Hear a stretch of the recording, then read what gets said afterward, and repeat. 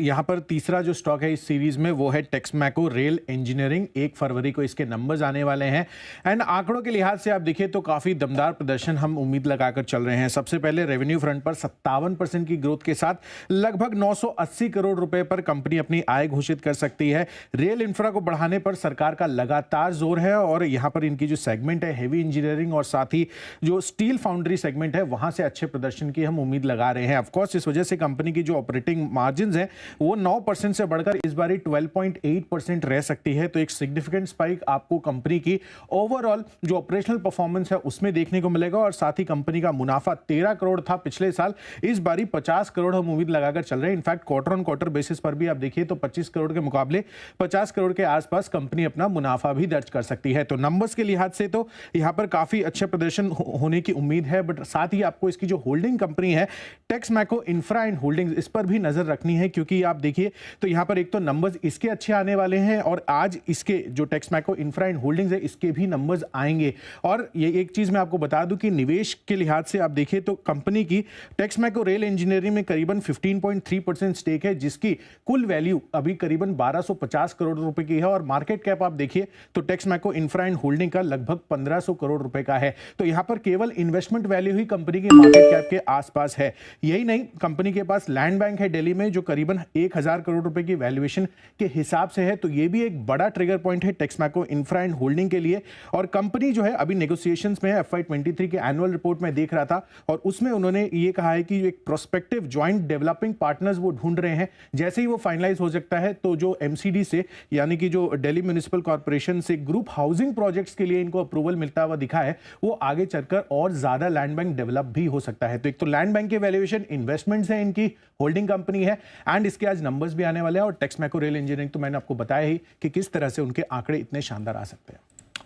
Texmaco rail शानदार आंकड़े आएंगे और अनिल जी एक तरह से तो ये सरप्राइज नहीं होना चाहिए जिस तरह से रेलवे कंपनी की परफॉर्मेंस है और टेक्समैको के लिए भी लगातार बढ़िया ऑर्डर्स मिल रहे हैं। हम 50 रुपए 60 रुपए से इस स्टॉक पर लगातार बुलिश है, बार बार बुलिश है। अभी इस स्टॉक में भी मैं श्रीराम फाइनेंस के साथ साथ एक चीज़ कहना चाहता हूँ, ये भी मैं दिवाली पिक के तौर पर भी, उसके बाद न्यू ईयर पिक के तौर पर भी ये रडार पे था लेकिन समहाउ पकड़ में नहीं आया। हमेशा इतना स्टॉक में मूवमेंट आया है।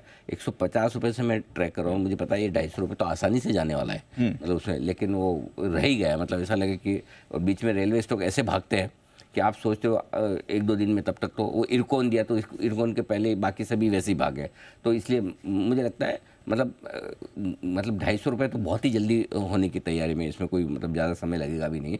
और दूसरा टेक्समैको इंफ्रा जो इसकी सब्सिडी कंपनी है वो भी मुझे लगता है ज़बरदस्त है। उसमें भी कोई मतलब 3000 करोड़ का तो उनका बिजनेस है, उसकी वैल्यू है। लैंड बैंक है जैसा बता रहे थे, खुद इसकी टेक्सटाइल की जो होल्डिंग है तो बहुत ही बढ़िया। और वैसे भी बजट में रेलवे पर फोकस तो रहने वाला, तो ये तो डेफिनेटली मेरे ख्याल से शॉर्ट टर्म टारगेट तो आराम से टेक्सटाइल के आप 250 रुपये के आसपास के लेके चल सकते हैं। शॉर्ट टर्म की, ज़्यादा लंबे नहीं, बजट तक के आसपास, या अगर कुछ अच्छा आ जाए नतीजों के हिसाब से। तो ये है। नतीजे कब आ रहे हैं कुशल इसके?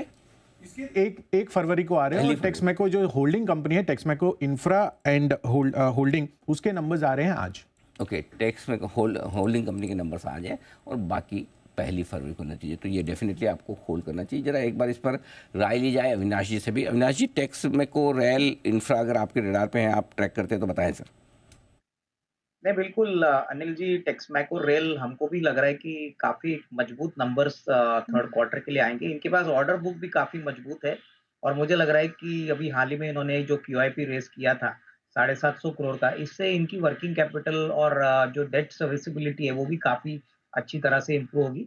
रेलवे में वैगन कंपनीज़ की बात करें तो ये सबसे अट्रैक्टिव स्टॉक है क्योंकि अगर हम टिटागढ़ और जुपिटर वैगन्स की बात करें तो प्राइसेज़ काफ़ी सिग्निफिकेंटली भाग चुके हैं। तो यहाँ पे रिस्क रिवॉर्ड भी इन्वेस्टर्स के फेवर में है। अगर नजरिया आपका 6 से 12 महीना है तो मुझे लग रहा है कि अभी भी इस लेवल से अच्छी खासी कमाई टेक्समैको रेल में बन सकती है। ओके, तो टेक्समैको रेल यहां पर आपको रखनी है नजर। अच्छी कमाई का मौका इसमें आपको बनते हुए दिख सकता है। नतीजे आएंगे, कमाई कराएंगे, 1 तारीख को आएंगे नतीजे, अच्छे नतीजों का अनुमान। बिल्कुल अच्छे नतीजों के साथ साथ अच्छे स्टॉक आपके लिए तैयार है।